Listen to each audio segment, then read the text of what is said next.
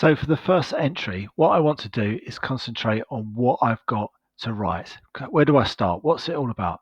So the first thing is I've got my entry date, I've got this guidance text, and it says your text goes here. And to make life easy for myself, I've copied it into Word. So the entry date, I can just write today's date, which is the 7th of April, 2021.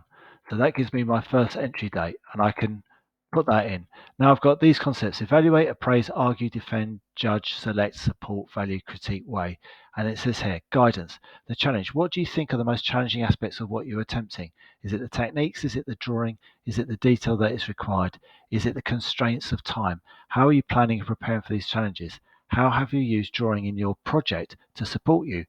How have you extended your drawing? How was this useful in informing your approach to the main idea that you're planning to work on?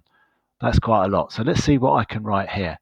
Say, my project is all about still life, full stop. I enjoy working with still life painting, but I struggle in certain areas, full stop. I want to get better at drawing,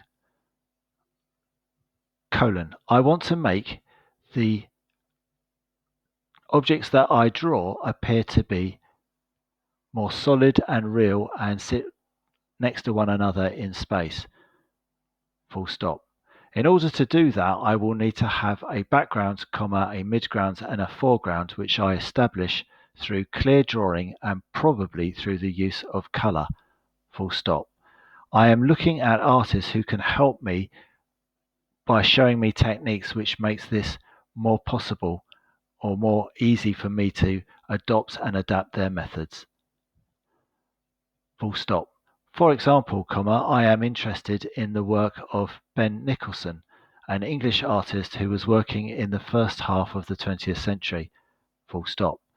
Ben Nicholson is quite conservative and doesn't use many modern techniques, comma, however, comma, he does use thick and thin layers of paint and also sometimes visible brushstrokes, full stop. I like these effects and want to work with them to see how I can use them for my still life paintings, full stop. New line.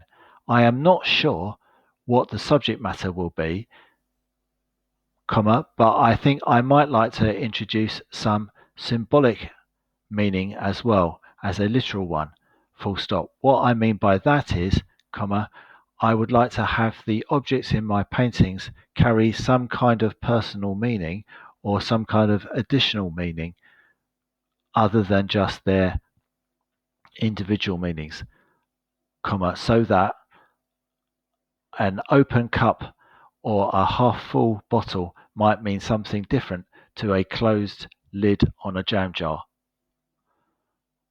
Or, comma, a fresh apple might mean something different to a rotten apple, full stop. I need to think about this, and to do that I will look at other still life artists who will interest me in terms of what they show the viewer and how the meaning of the shown objects is generated, full stop. Now I have stopped dictating, and you can see that I've got a big chunk of text there. There's quite a lot, and I think it's more than 400. Well, it might not be. Let's have a look. If we go, if I highlight that text, and in Word, you can probably go to Tools, go Word Count, and it tells me I've got 320. So I haven't quite got the 400, the magic 400 words that I would need to go into extended mode.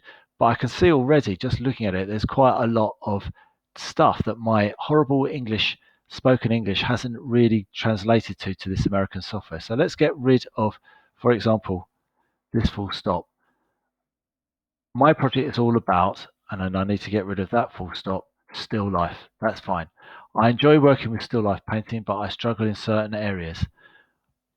In the next movie, I will tidy this up and then I will paste that back into my Google document so that we can see that I can make an improvement to it and I can add in some more that will get me more marks.